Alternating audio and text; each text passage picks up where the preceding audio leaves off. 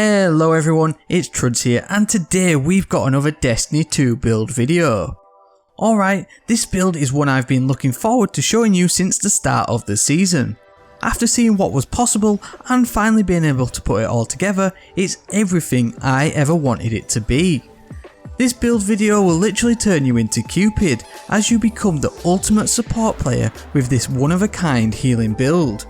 If you've ever dabbled with trying to play a support class in Destiny, then this build is for you. It's also great for anti-champion content such as Nightfall Ordeals and the new Contact seasonal public event.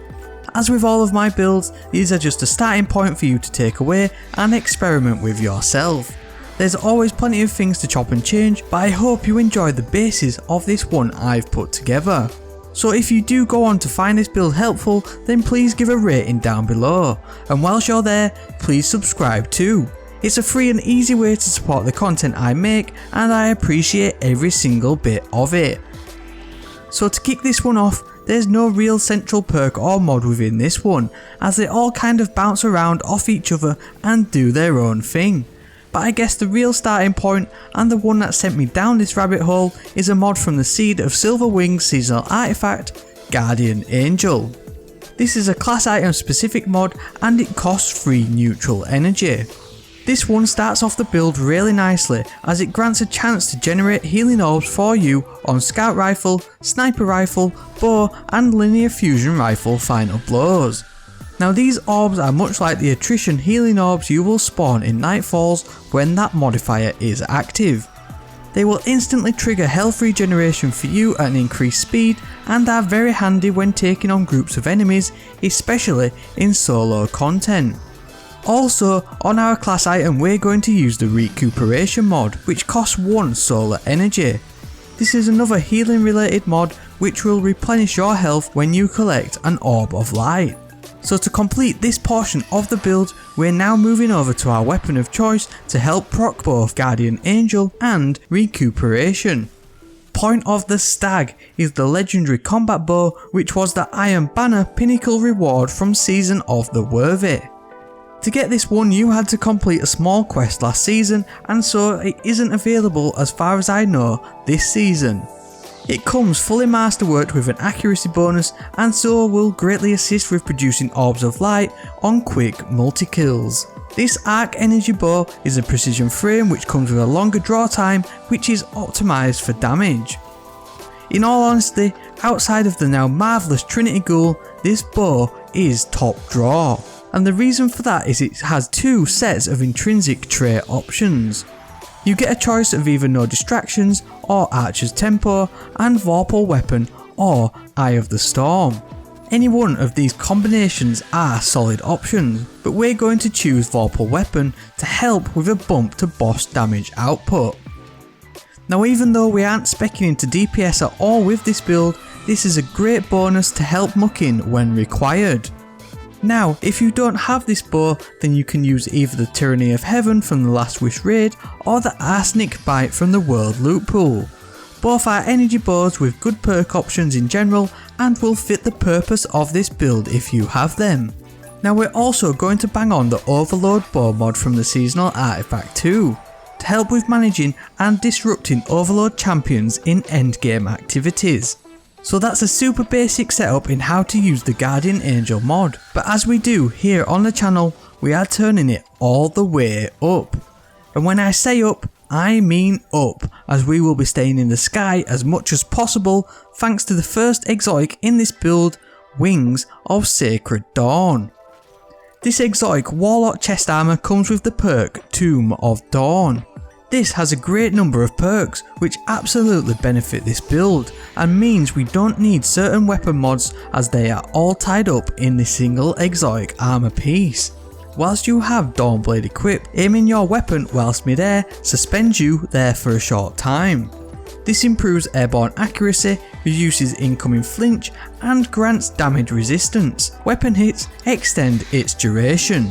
This is a neat little exotic, but the playstyle of it can take some getting used to, as it will stop you basically in mid-air, which given how agile our Guardians are at the moment can be quite unsettling, but once you get used to it, it's super useful, especially for this build, turning you into Cupid with your Guardian Angel healing bow. Now we're also going to be using 2 further artifact mods on this exotic chest armour. First up, a returning mod from last season, Inferno Whip. This chest armour specific mod costs 2 neutral energy and will allow your solar melee ability to stagger unstoppable champions. This one also directly ties into the second mod, Countercharge. Possibly a hugely underrated mod this season, but is one with huge potential for builds that spec into Charge with Light mods. When you or a member of your fireteam staggers, disrupts or pierces a champion shield, you will become Charged with Light. Now as we've already got Overload bows and unstoppable melees, this one will fit right into this build, especially at times when other methods of becoming Charged with Light can be limited when it comes to dealing with champions in certain encounters. But to double up on the Charged with Light, we will also be sticking in the Taking Charge mod to become Charged with Light by collecting Orbs of Light, which we will be creating thanks to masterworked weapons as well as by collecting orbs from fireteam members' supers. Okay, so now we're Charged with Light, what mods are we going to use to benefit from it? Well, the main one we're going to be putting in this build is another new Season of Arrivals mod, Kindling the Flame. This mod costs 2 solar energy and plays even further into our Cupid healer build, as it grants the bonus of when you're Charged with Light, reviving a downed guardian gives you a burst of healing, consuming 1 stack of Charged with Light. Obviously, you get an overshield after reviving, but it won't return health, so this mod will also replenish health underneath the overshield, which is handy for encounters where you're the last member alive and are being solo aggroed by everything as you try to get that res. The final mod in this build isn't directly tied to healing capabilities, but as swords do have a block or guard ability, then you'd be crazy not to include Lucent Blade. Whilst Charged with Light, causing damage with a sword will grant bonus damage for 5 seconds, which consumes 1 stack of Charged with Light. You also get the bonus to recharge rate of your sword ability with its extra perk when another arc mod is active in that armour piece. Again, another top tier mod which will help with pulling your weight DPS wise, but given it also has an increased sword recharge rate, it also helps to improve the guarding ability with swords, which reduces incoming damage when you are rushing to revive a downed fireteam member. Obviously, you'll want a top tier sword, and there isn't any better in the game right now than the Void Vortex Frame Sword Falling Guillotine. It has decent guarding stats and it will also melt any boss with little effort. Now to finish this one out, we are using 2 absolute must-haves for any healing build. Lumina is the exotic 150 RPM hand cannon with a difference. Final blows from this weapon will generate remnants, which when absorbed will convert hip fired shots into noble rounds. When using a noble round on an ally, this will heal them and also grant the perk Blessing of Sky, which buffs weapon damage for you and them for a short time.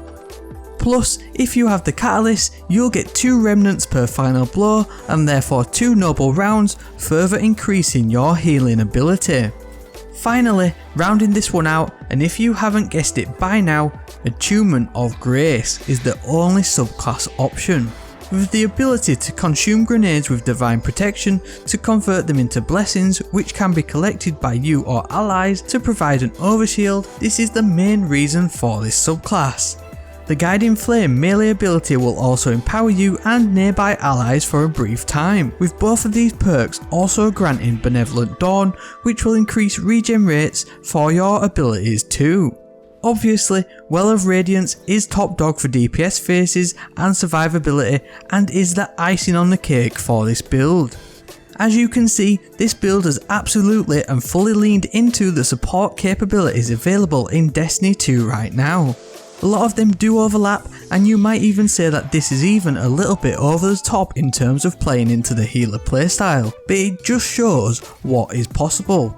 You could also drop in a special weapon like a sniper instead of the bow, but with the theme set around Cupid, I thought the bow fit into this run rather well. Ultimately, this build gives you multiple options to heal. You can use Lumina as an outright option and add the bow or sniper for longer range encounters, which can be made easier with the Wings of Sacred Dawn. You can build up Charge with Light slowly as required to be available when you need to revive or for sword DPS phases.